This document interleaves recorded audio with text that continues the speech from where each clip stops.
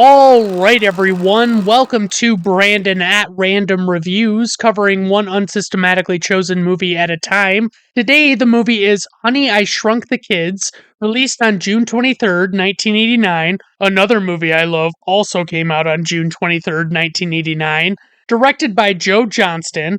For the cast, we have Rick Moranis as Wayne Zelinsky, as well as other no-name actors and actresses in various roles, because this movie doesn't exactly bring it when it comes to up-and-coming actors. For the plot synopsis, a scientist whose marriage is on the rocks accidentally shrinks his two kids and two other neighborhood kids to the size of insects without knowing. Alright guys, let's just dive right into this motherfucking movie. This flick has that classic example of the late 80s, early 90s cartoon intro credit sequence, by the way, and it really takes me back. One of my major notes right off the bat is this fucking score that is very of its time as well. It's just so fast-paced and zany sounding.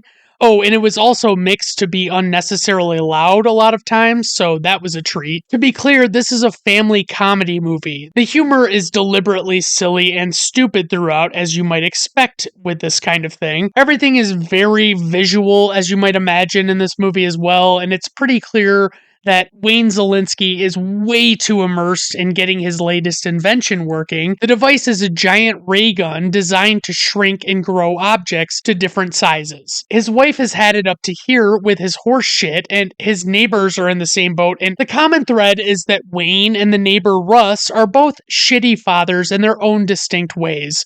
Wayne is only concerned with his work, it seems, giving no attention to his son who looks up to him, and his daughter who is a teenage girl, so she really doesn't give a shit. And Russ is irritated that his older son isn't interested in sports and other guy stuff, so he seems to antagonize him a lot. And he's got a younger son who really is actually into that stuff, but it's just like he's too young or something. By way of a complete freak accident with a baseball, these four kids get shrunken down to the size of ants while the parents are not around. Although a lot of it looks cheap now, and I'm sure it probably did at least a little bit in 1989, the special effects and set decoration are great for physical comedy throughout this movie. I mean, whether or not it looks kind of cheap, it's kind of cool, the things that they did for the visual effects. I have to admit, it does make for great excitement as these kids have to manage figuring out a way to get returned to normal size while dealing with everyday objects that are now unmanageably large for them. I love watching movies like this that I probably saw at least a few times as a child, but I haven't seen them since. There were a lot of things that I actually remembered about this, and I was kind of surprised by that. I didn't really expect to remember anything. And despite my initial concerns, I'd say that this one is still a lot of fun to watch. I just wish some of these actors were at all familiar aside from Rick Moranis. That could have added just a little something for me to just like recognize somebody. Alright, on to ratings. IMDb 6.4,